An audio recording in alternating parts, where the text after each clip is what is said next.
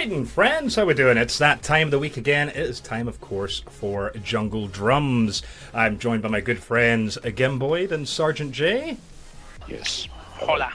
Evening, gentlemen. Right, so where to begin? Right, a few different bits of news this evening. If I'm honest, there really wasn't that much going on. I mean, you know, there's like a bunch of little things here and there. So I just tried to grab a few things that I found interesting personally.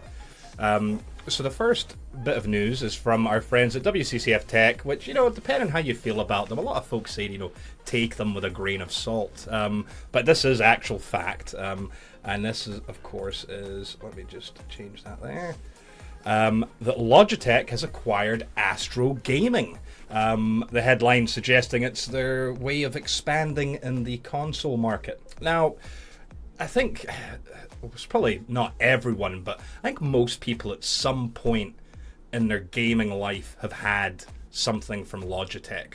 You know, when I think about it from my perspective, I know I've had steering wheels from them in the past. I'm sure I've had a mouse here and there. Currently, I'm using a Logitech C920 webcam, which I think a lot of people use. And then, of course, Astro. We know how popular Astro is, especially with gamers. Their headsets on consoles are one of the most, you know, the favorite ones to use. In fact, Jay, you use Astros yourself, don't you, sir? I use a A50 wireless. I think it's one of the first or second gens. Cool. The headsets.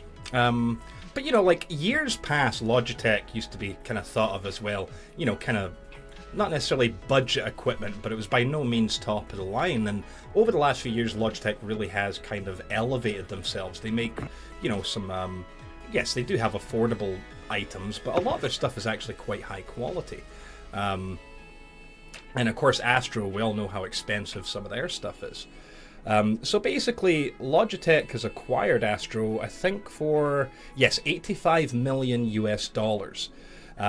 Obviously, these kind of things, they take a little bit of time, so it'll be the actual acquisition will be completed by early August. And Logitech firmly believes that this move is going to accelerate their long-term growth, specifically when it comes to Logitech's gaming business. Logitech's been widely accepted on PC, but not necessarily as much in the console world, so they're hoping that this acquisition, or this marriage, so to speak, between them and Astro is going to enable them to really penetrate the console market. And this is the way they're really trying to sell it. They're saying that, look, Astro is the leading player for premium console headsets and is the preferred headset for a lot of esport athletes. So they feel it's a perfect complement to Logitech G's, their short word for gaming, focus on PC gaming. So they feel that, you know, with this convergence, with this acquisition, they're going to be well placed to really, you know, target both fields, so to speak. I don't think it's going to.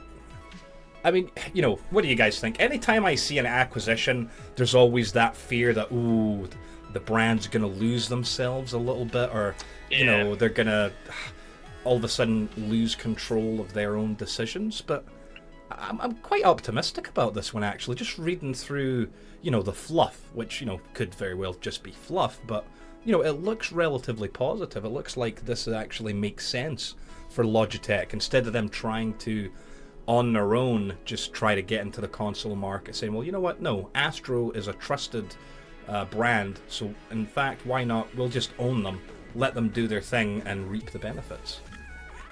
Makes you wonder why, how this came about as well, kind of, because I mean, Astro is quite big anyway, so. Oh yeah, absolutely. Why, from one point of view, why would they let Logitech acquire them as such? So,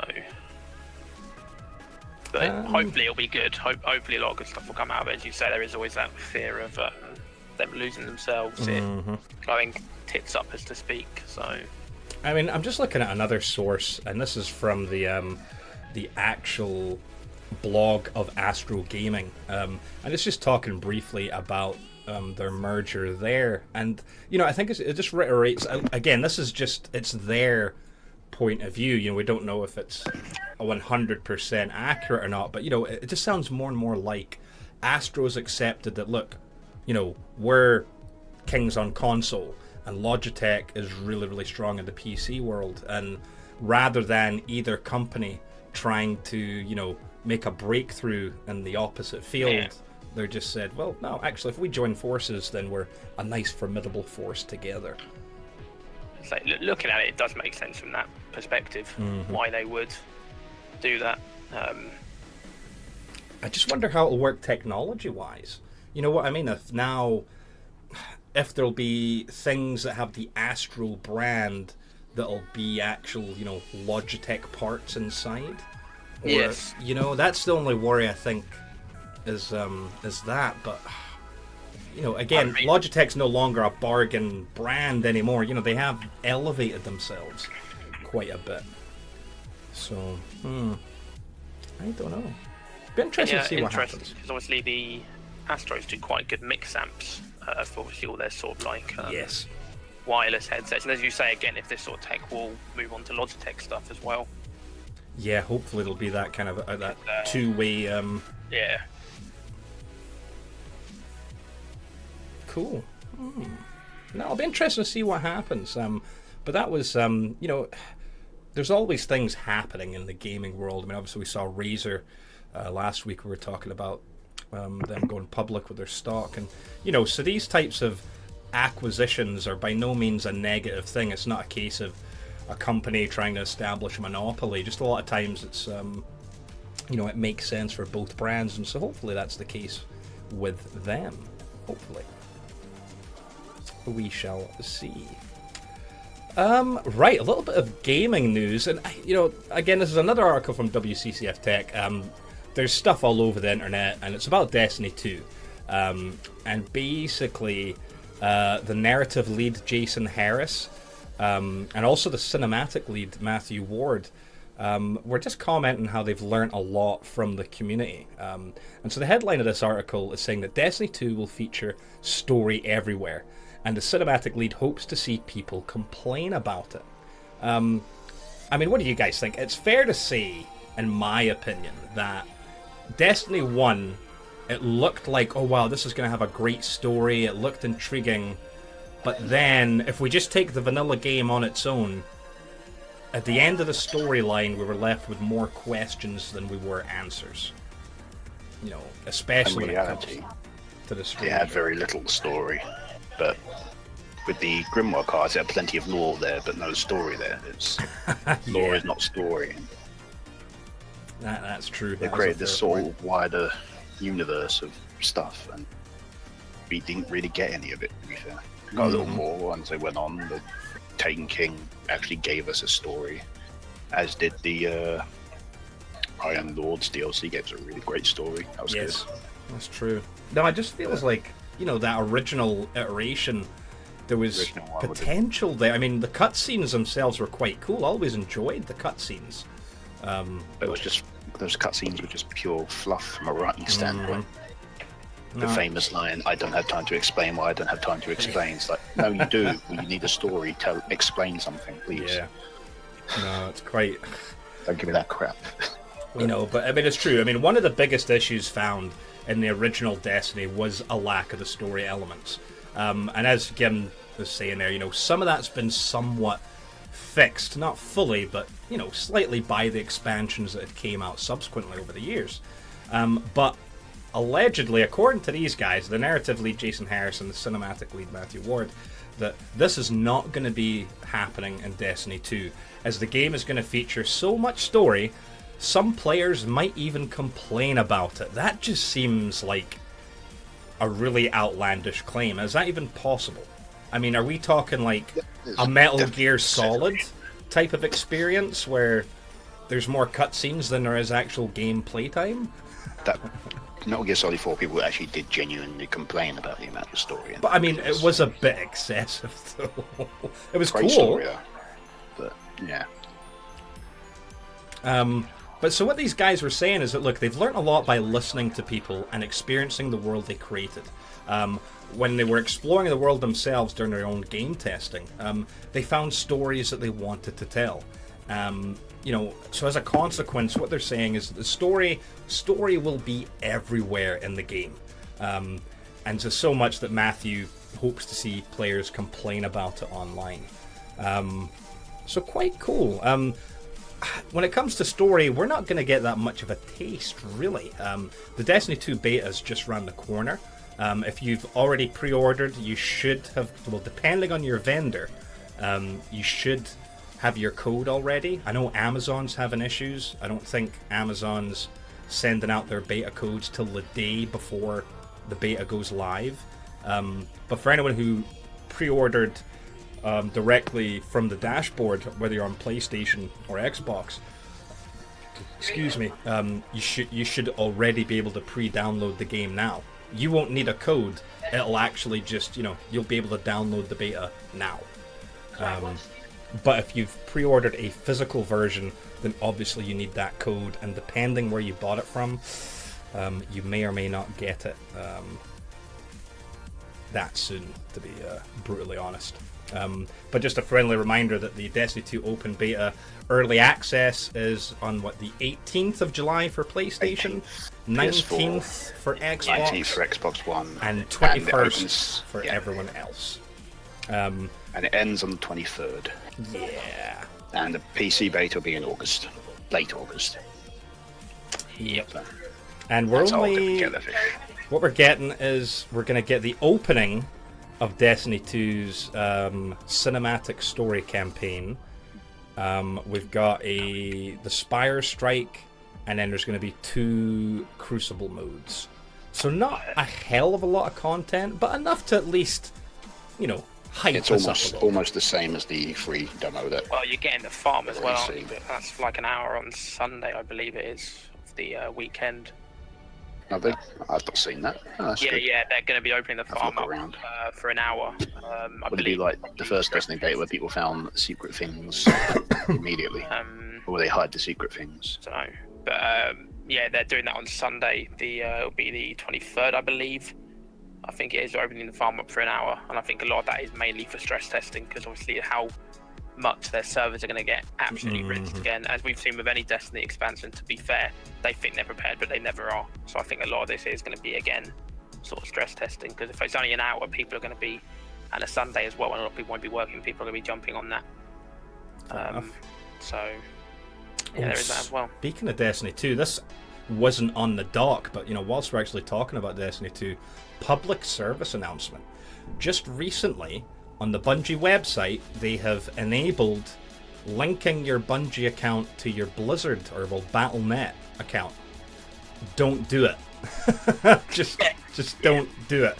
What ends up happening, not to everybody, but from what I've seen from Twitter, the forums, even Datto had put up a thing on Twitter, it's happened to a hell of a lot of folk, where you end up linking, and so what it does is you have to end up disabling your original Bungie account, which ends up orphaning it.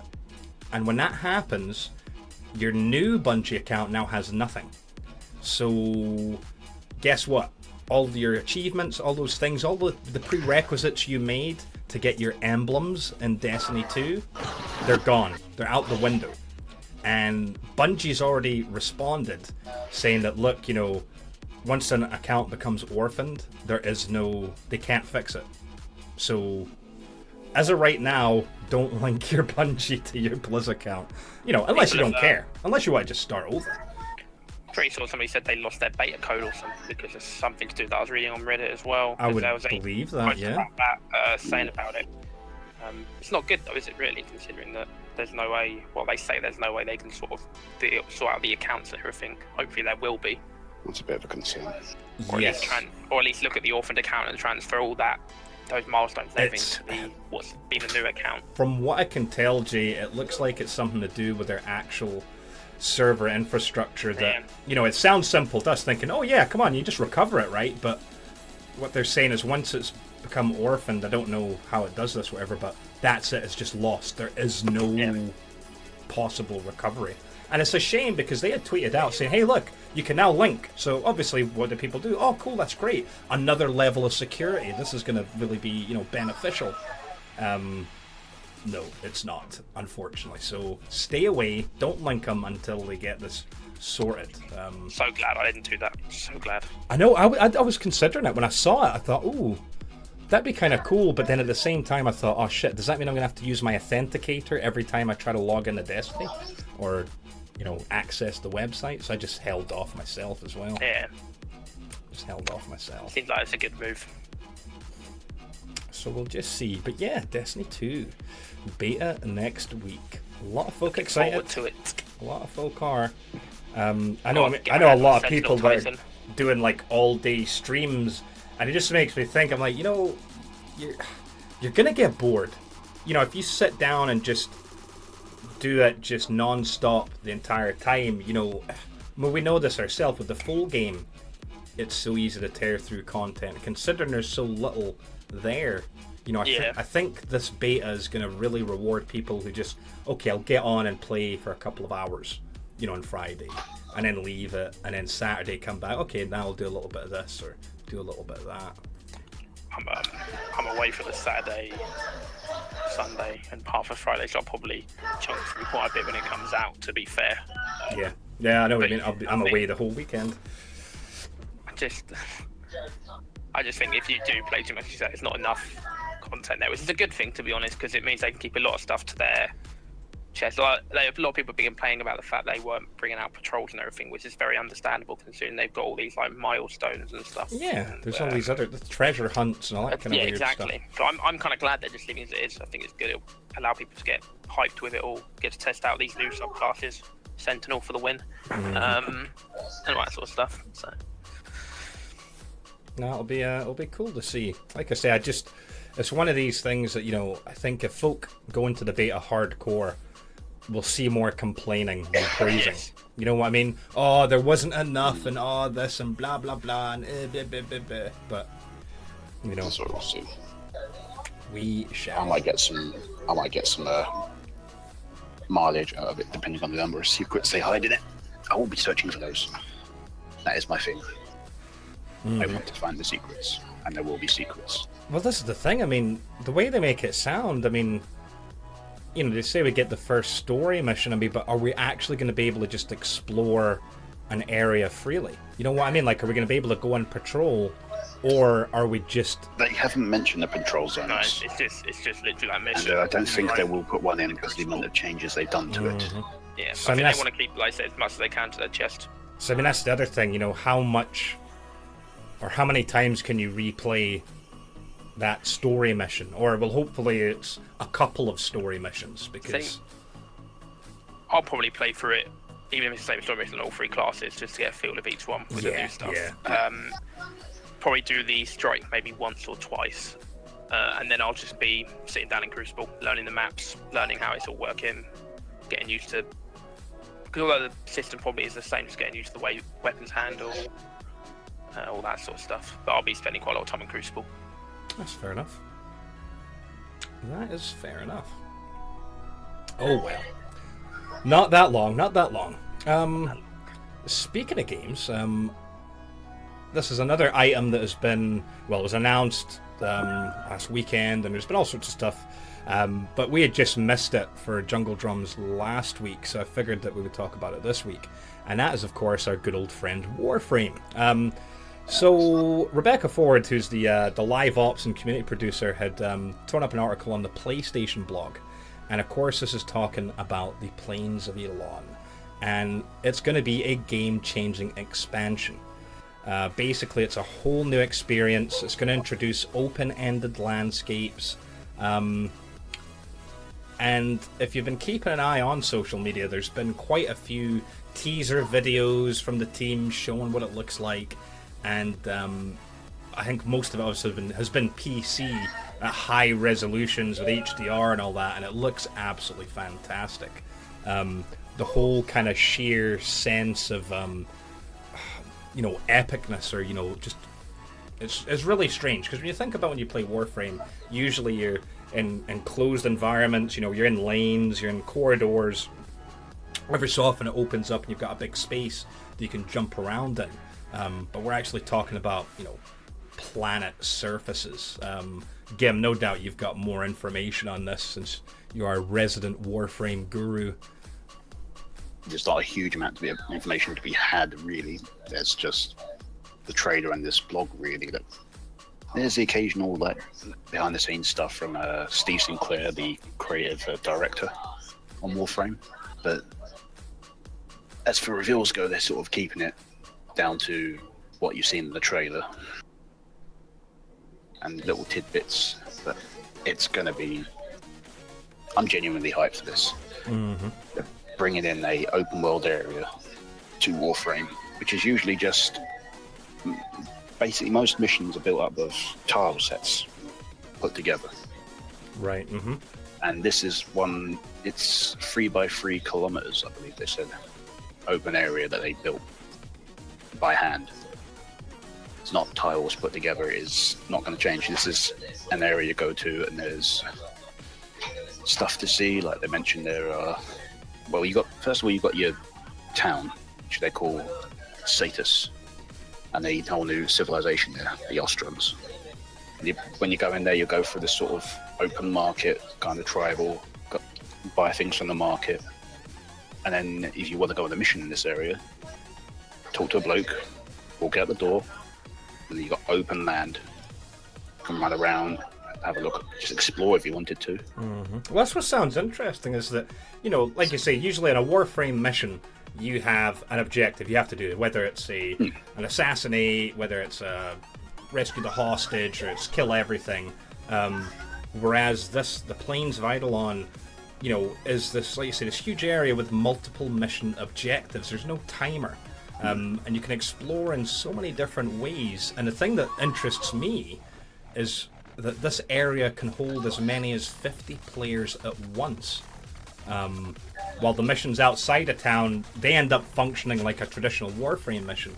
But it's quite cool, because when you think about it, the only time you see other players, if you're not squadded up, is if you're a relay, when you're trying to get the stuff from Barrow or, you know, do your things. And it's quite nice to think of this idea of this hub city, this market, as you say. You know, there's going to be up to 50 people there, that you might have a chance for a bit of social interaction, saying, oh, hey, wow, oh, you look cool, hey, you want to go do this mission, or, I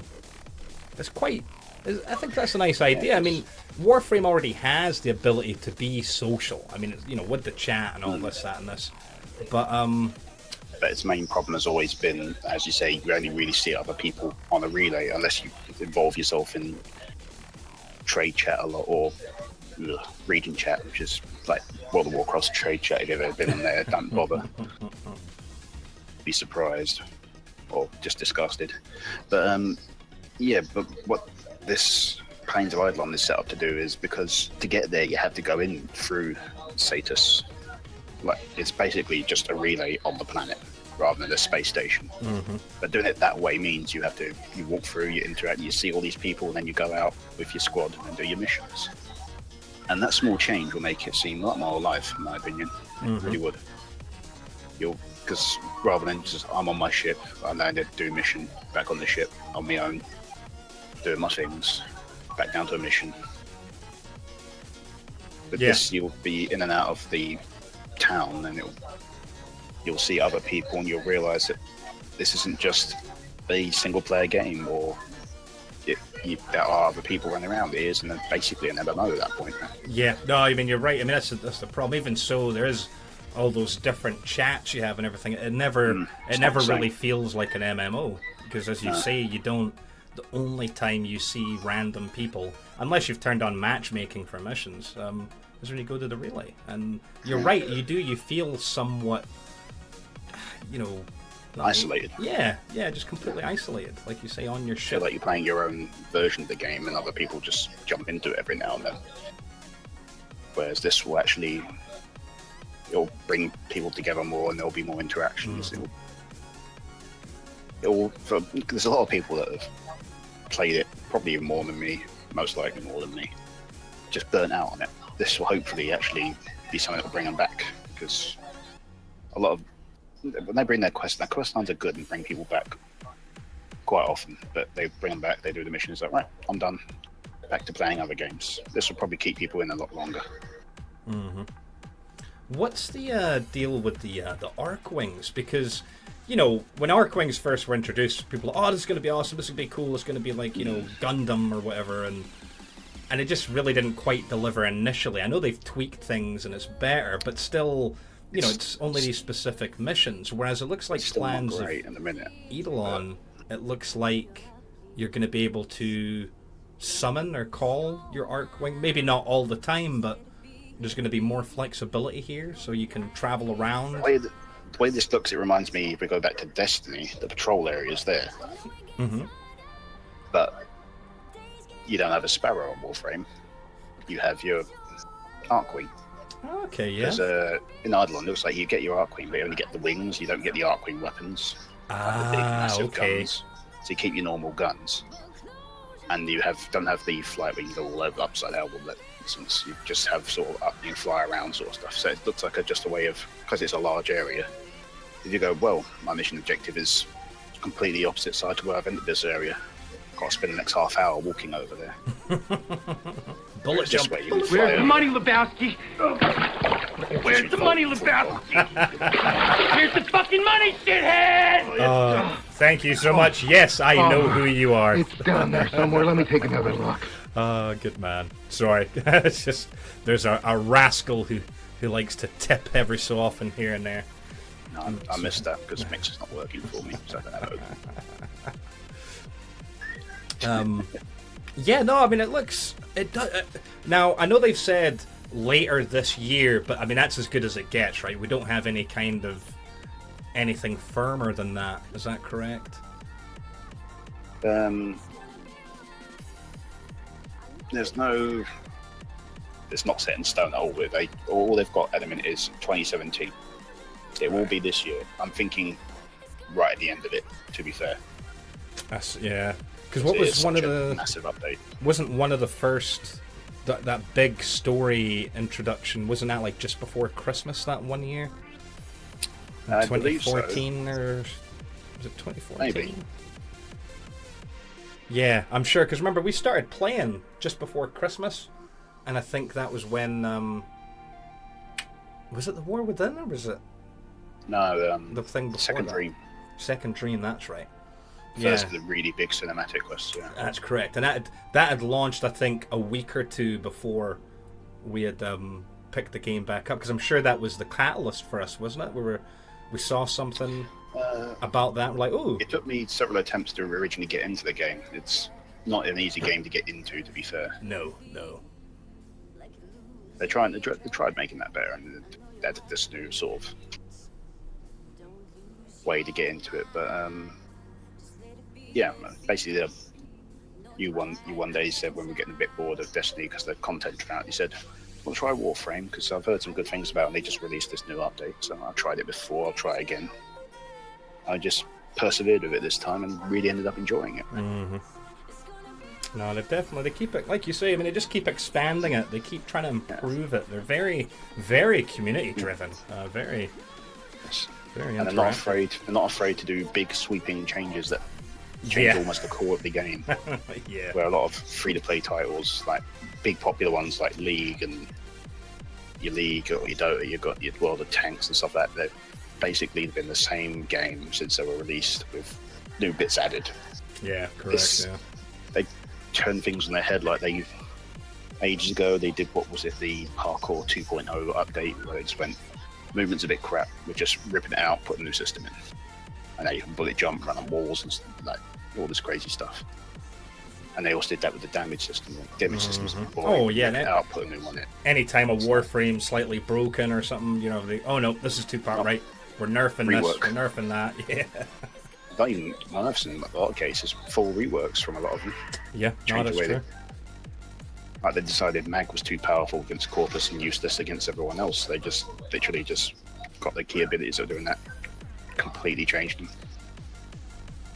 They're not afraid to do that sort of stuff, and that keeps it alive, really. Mm-hmm. You can ruin it for some people if you liked a certain way of playing, and they changed it because they wanted it different. But overall, it just keeps it going, keeps it alive, keeps it fresh. And this looks like it's going to do just that again.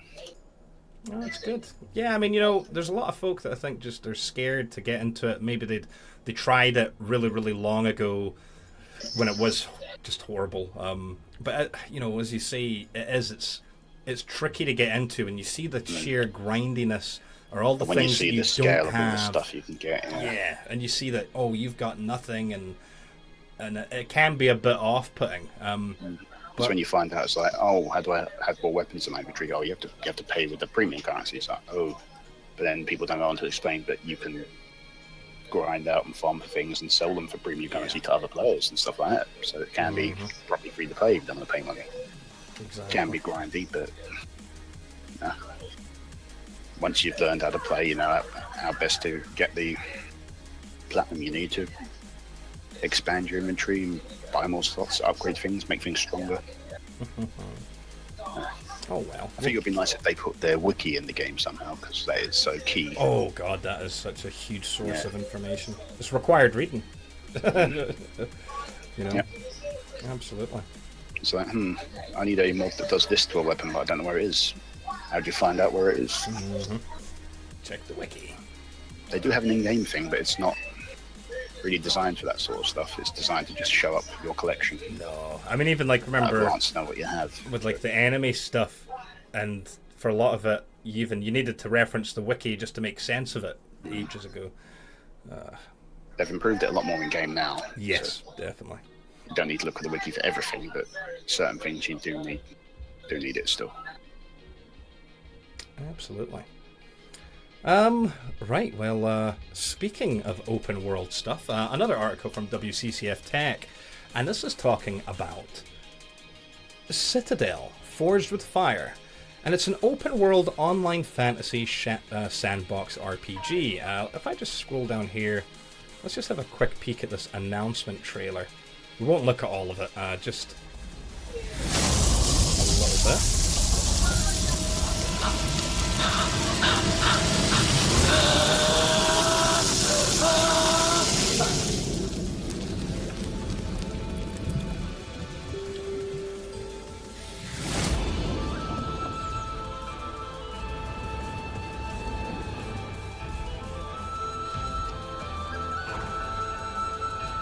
Well, it looks quite pretty.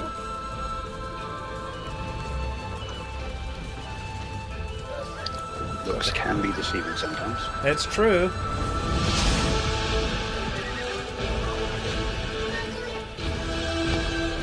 can get a wizard hat from Soul. I've been dressed up as Gandalf.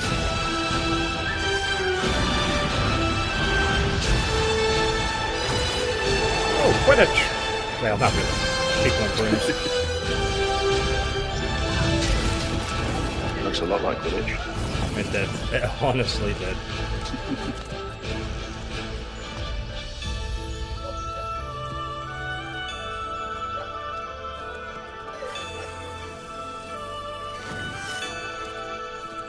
Okay, so you can harass animals.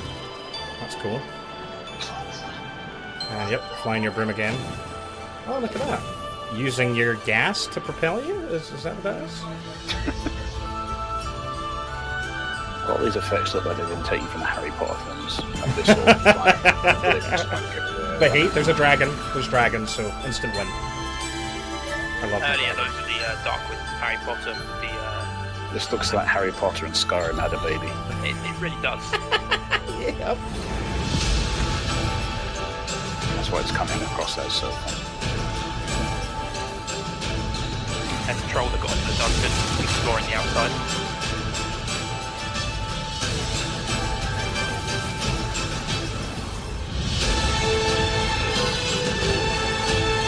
Oh, destructible terrain. Okay. Or buildings. Using a bit of drill, not the best idea. Dragon fly back in that. Well, you might be able to make it like you can put there on the broomstick. You don't know. Broomstick on the bear's backside. Exactly. Fantastic. Then it becomes a flying bear. Okay. That One looks... word, interesting. ambitious. Yeah. Well, I mean, okay. So it's quite interesting. Like the way this article puts it is that that says that sometimes devs like to change genre every time they start a new project, and Toronto-based Blue Owl Studios definitely falls into this this category because they were the ones who had done Slender: The Arrival, and they also did Valley. I looked them up. That's all they've done. Yeah, Slender: The Arrival was really, really cool. That had it was popular. It's not my kind of game. But so they're saying that Citadel Forged with Fire is an online open-world fantasy sandbox RPG. That's a mouthful. That is right. That's There's a lot. some buzzwords for you. Yeah, that's a lot of pronouns there. Or, well, what do you call those? Prepositional adjectives. That's a long way of saying. So it's we're trying to make MMO. OWOFSRPG, basically is what it's Yeah. stands Alf's RPG. for. Wolves. Oofs. Oh yeah, because it's two. Yeah. Two others. Wolves. It's just around the corner, funnily enough. The game's going to debut on PC via Steam Early Access on July 26th. But it's also going to be out for PS4 and Xbox One consoles, but there's no dates for these. No doubt it'll be the same thing. They'll do game preview, I would imagine. And depending on how well it does on Steam, those dates might never appear. That is true That's the as problem. well. That's what I'm concerned about with, what was it, Deathwing? Oh, I know. I still want to get that, but they're still working on it. They're still, Really, they tried to chuck that out way too early, I think. Yeah. This could suffer from that as well. So they want to go on early access. I understand they get a bit more funding, but that can ruin people's first perception of the game if you chuck out a game that is clearly still being worked on, is broken. According to their press release, Citadel Forged with Fire is going to give players complete freedom to determine their own destiny. You can hunt other wizards, tame creatures, form alliances, and begin sieges that benefit from a dynamic destruction system, and you can even fly with anything from a broomstick to a dragon. What if your destiny isn't to be a wizard? Well, between the footage and I'll be a wizard. their description there, it sounds quite interesting. It sounds like a different take on, when you think of sandbox games like Ark and whatnot. It does sound interesting. They're trying to do too much though. Yeah, no, I get what you're saying there. I mean, you can tame legendary beasts, form alliances, build an empire, study the arcane arts, fly, build and bash epic castles. Yeah, that is quite a lot of. Is it going to suffer from? Throw more features. Yeah, I mean, is that going to make it suffer? As in, because there's so much that it ends up making it. It doesn't have a clear direction. But then again, isn't that the point of sandbox, that there isn't a clear direction? But then is there the problem of, because they've got that much stuff, is it just a lot of mediocre stuff instead of what could be well polished stuff? So, I mean, it looks quite interesting, to be fair, from the trailer and what they're talking about, but to me it seems like there's just a bit too much there. I mean, obviously it's a sandbox game, to be fair, so can you ever have too much in a sort of sandbox? But they try and throw in these features all at once, and they might not interact right, they might break, and then they have to fix it, and they're going to probably have a problem of everything's broken, how do we fix it? Because they chucked everything in at once.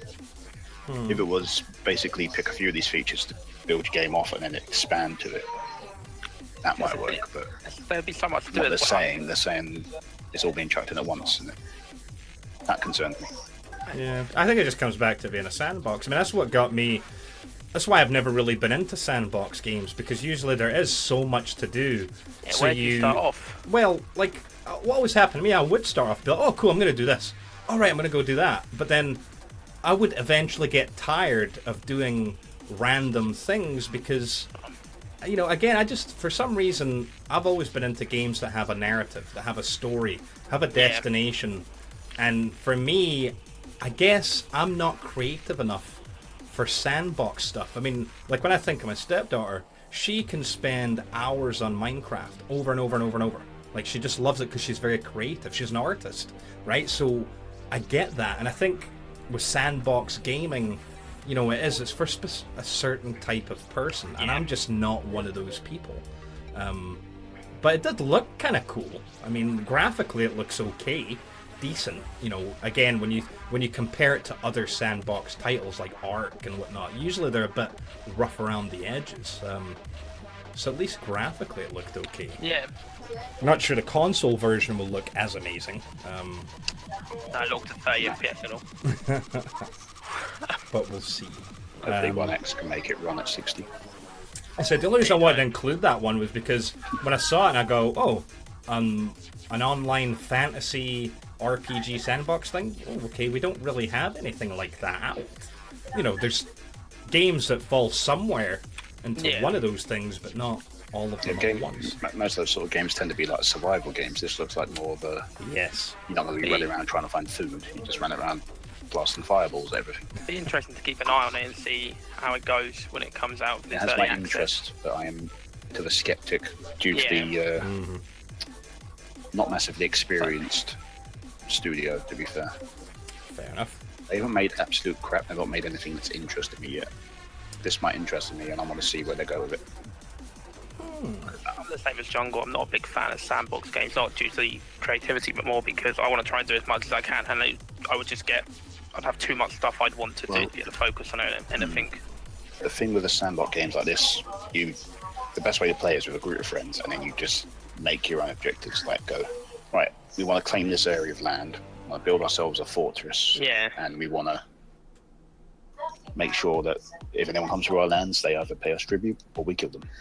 And then you just do something like that. So, right, we're all over this area. Peeing around on it, you know. Or you could just go around as a group, that's just raiding people and stuff like that. Or just build a town and stuff like that. Yeah, or like you say, I think RP elements could probably, you know, like if you're on an RP server for that game, that probably makes a big hell of a... RP would really make it good. Because I mean, when you look at now, there's RP servers for Grand Theft Auto. That's like the big popular thing at the moment. Is, you know, people actually RPing as a police officer or dogs. There's actual people on GTA servers RPing as dogs. I've seen the cops and robbers aspect, but not the... Honestly, that's amazing. There's a couple of guys, I don't watch them religiously, but every so often I tune in. I identify as a German Shepherd. Yeah. So be a German Shepherd in this game. Yeah, exactly. Woof, woof. Yeah, it's quite hilarious. Each to their own, I suppose. Right, this week was a big week on the internet. On Wednesday, there was a lot of awareness going all over the internet, on Twitter, Facebook, you know, websites, about net neutrality. You know, it's especially Wednesday. It was just all over social media. And so I've got a source article, but I'm not really going to delve into an article. I just want to talk about the subject itself. But just for reference, this was from The Verge, and this article was actually specifically about Comcast, Verizon, and AT&T over in the US, and how they want Congress to make an actual law because these companies will end up writing it. And so that is kind of, you know, this is the thing. There's a lot of, you know, I won't say misunderstanding about what it means, but I think there's a lot of folk that they hear about it, but they don't necessarily read up on it and actually go into exactly what we're talking about. Because I mean, like, I had a conversation the other day where someone was saying, well, you know, what is the big deal? Because as the way it is, you already have kind of paywalls for your internet speeds, right? You know, if you think, like, over here in the UK, you know, if you want so-and-so package, you pay this much. Oh, if you want this, you know, much more download speed, you pay this much, so on and so forth. And that's true. There's definitely a paywall for that. But what you have to keep in mind is you're paying for speeds up to that. Not necessarily always a guaranteed speed, but up to that. When we get into traffic shaping and throttling, they're allowed to do that. Over here in the UK, Sky, I think recently now, they're, because of all this awareness, they're starting to change things. But until recently, Sky was the only ISP in the United Kingdom that does not throttle. Everyone else does. And this is what folk don't quite understand about throttling is, especially like, for example, me. I'm streaming right now, right? So if you know anything about streaming, you know that you set a bit rate, right? So you have to make sure that that bit rate, you know, you have the upload speed to manage it. Now, thankfully, I have a high upload rate. So I'm usually not affected by these things. But just about every internet service provider out there has these little hidden policies where during peak traffic hours, what they will do is they monitor, and if they find a user, and again, they all have different criteria, but one example I found was during peak times, if someone uploads more than 500 megabytes, or I think for another one was like a gigabyte, what they end up doing is restricting that user, their upload speed by 50%, right? 50%. Now, for me, with a large upload, that doesn't matter. They can do that to me. It's not going to affect me. But let's say if I only had an upload speed of 5 megabits per second, and I'm streaming at 3500K, right? So I've only got 1.5 of wiggle room, which for something like this, you know, doing a web show at the moment, no big deal. 1.5 is enough bandwidth to access the websites and do other little bits and bobs. But obviously we've been at this now for 50 minutes. There's no doubt that I have hit, you know, in fact, how many, does it even tell me? Yeah, I've, no, it doesn't tell me. But, you know, there's no doubt I've went over 500 megabytes. Most likely I've went over a gigabyte. So then they would throttle me by 50%. And if my upload speed was only 5 meg, now it's down to 2.5. But that's not even enough to cover my stream. Right? So it's these types of things that a lot of users don't realize. Right? When they think, oh man, my internet's going to shit. I'm trying to stream and, you know, things aren't working. There's a good chance that's what's happening. People tend to think throttling is just about their download speed. And it's true, they do that as well. But for content creators, it's about this upload. So that already happens. That happens worldwide. Check your region, because everywhere is slightly different. But here in the UK, it definitely happens. In the US, it definitely happens. And I'm pretty sure even in Canada, again, depending on an area, it happens to a degree as well. They don't have to publicly, you know, state their policies on that, because again, you're paying for speeds up to. The only way to get a guaranteed speed is to get a commercial line.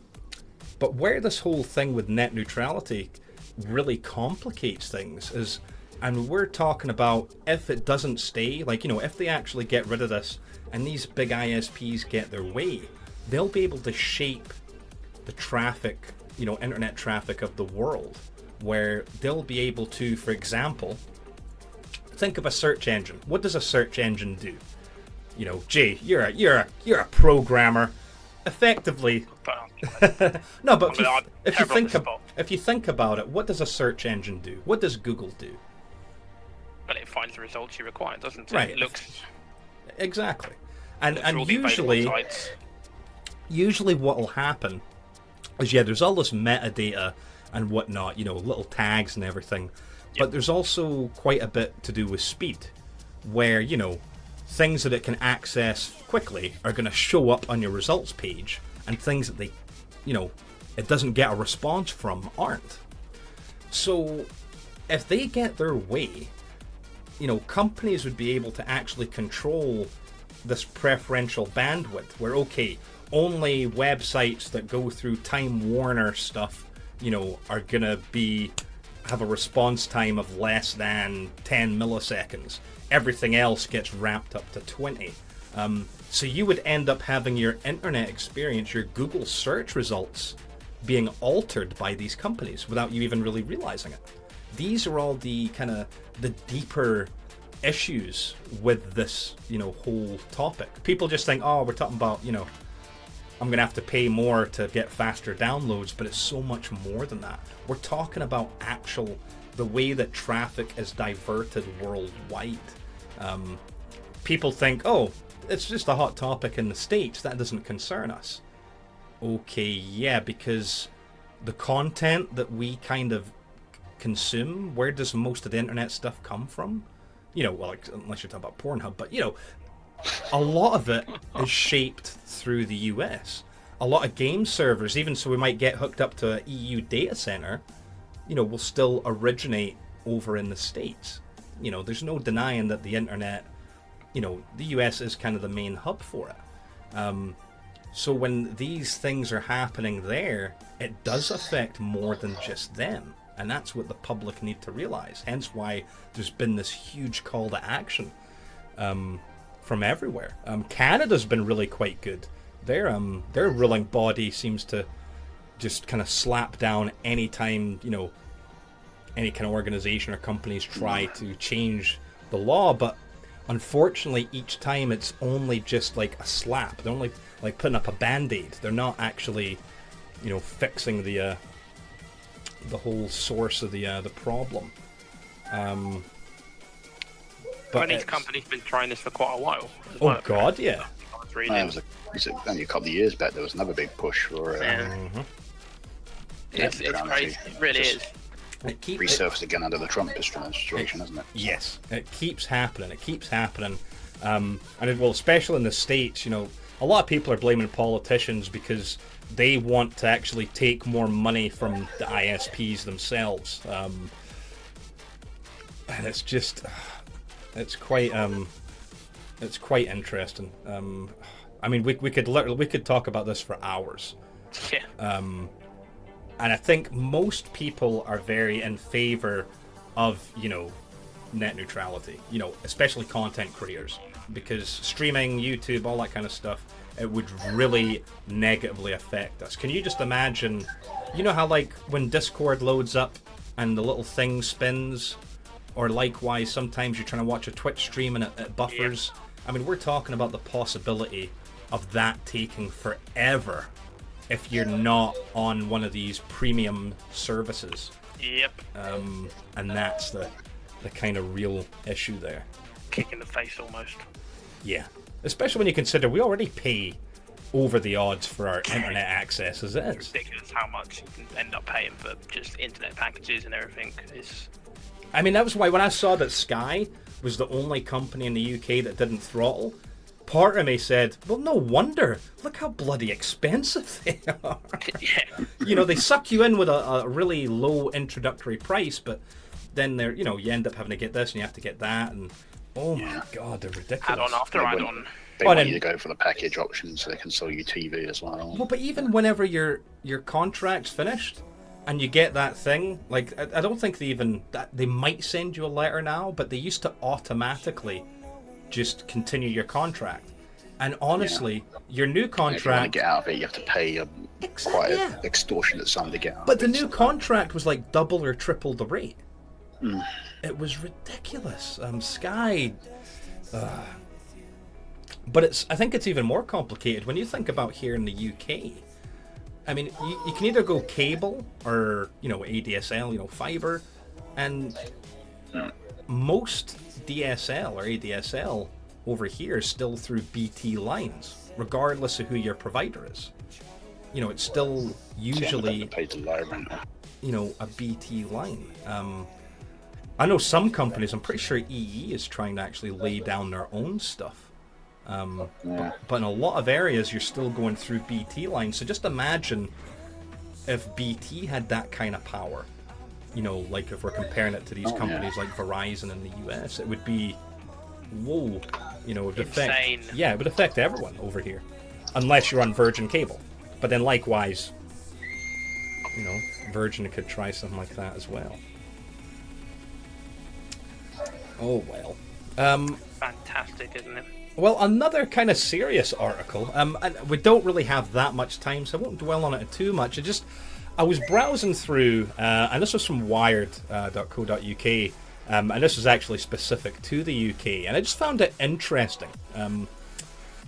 Not so much from first-hand experience, but through experience of my kids, stepchildren, friends and family. and it's to do with cyberbullying. And this is actually reporting results of a study done over here in the UK. And basically, it was a study of more than 100,000 teenagers. And according to the study, cyberbullying among teens is not the problem you think it is. Allegedly, less than 1% of teens are bullied that are bullied only experience it online. Now, this is the key word there. They specifically targeted teenagers that had, been bullied, whether previously or currently. And according to this survey, and if I'm honest, I'm not a huge fan of statistical data like this because it can always be manipulated. But it was just it really caught my eye when it showed that less than 1% of these teens said they only experienced it online. But then likewise, or no, not likewise, about a third of these 100,000 teenagers were only bullied in the real world. So according to this survey, or this study, I keep saying survey, but honestly it was an actual study, specifically down in England as well, it's suggesting that with teenagers, most of them were actually physically, or bullied in real life, that cyberbullying over here is not as big of a deal as the media likes to make of it. Now, I'm by no means trying to minimize cyberbullying. I mean, proper abuse is horrible. No one should have to suffer that at all. But part of me, and this might be the part that'll piss people off, thinks that quite a lot of stuff is actually just due to hypersensitivity. I'm not talking about people who are being properly bullied, but talk about teenagers who maybe don't like something someone said. For example, being critical, right? So many times I've seen someone giving a nice objective and critical response to something being tarred with, oh, that's just negative, or oh, you're being a troll. It's like, well, wait a minute, no, this person's just actually speaking their mind. If someone's coming out with a whole bunch of expletives and nastiness and telling you to go, do something to yourself, that's horrible, that's abuse. But I think there's a lot of the in-between area where it's not really abuse and people are like, oh, I'm being bullied. I just don't know. Part of me feels like it's this current generation and being extremely sensitive to these types of things. I think when I was a kid, and you had to deal with bullying all the time. If you wanted to keep your lunch money when I was in primary school, you had to be ready to fight. That was just the way it was.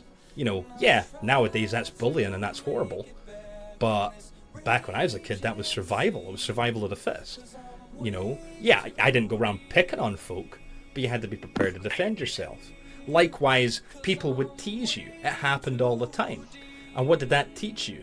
Yeah, it taught you that people can be assholes, but it also taught you how to actually stand up for yourself, instead of just going emo, listening to Alanis Morissette and crying in the corner about it. I know this sounds very tough love mentality, and okay, that's fair enough. I'm of that generation. That is what we did. That's how we were treated as kids. You had to toughen up. Whereas nowadays, we're very, very sensitive. So I just found this study interesting because it kind of buys into that. Well, wait a minute. This whole, cyberbullying has to be taken seriously, absolutely.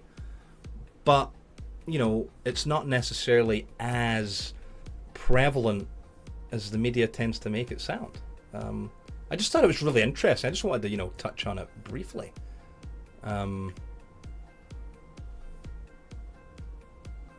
It's just strange. Because, like I said, I've had first-hand experience of this through,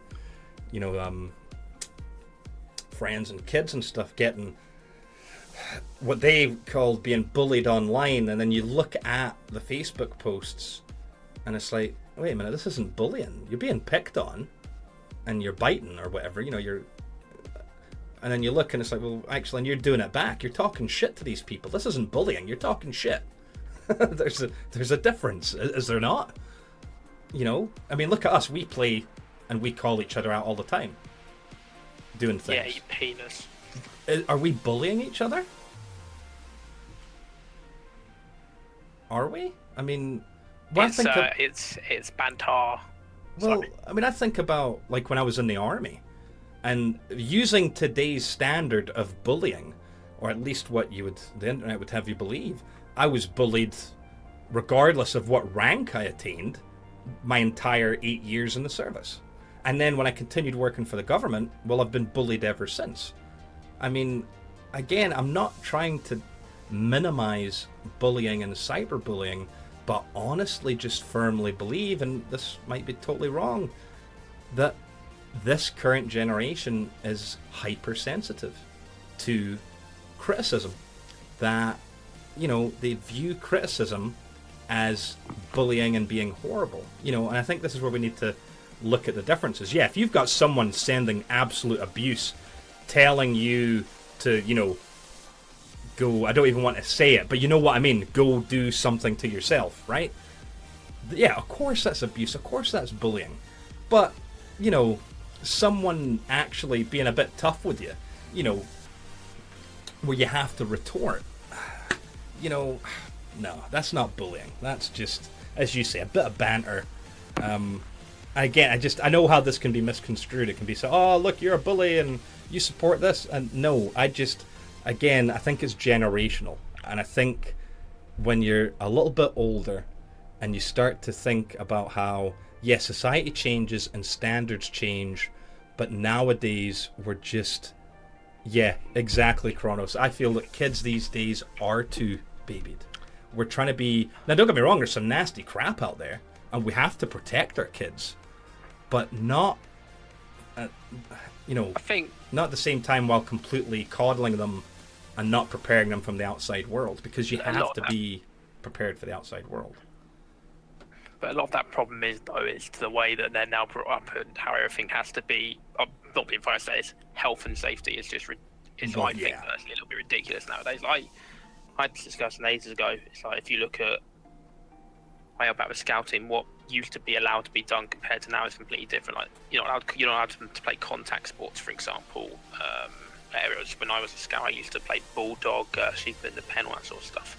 Contact rugby, and you can't do that anymore.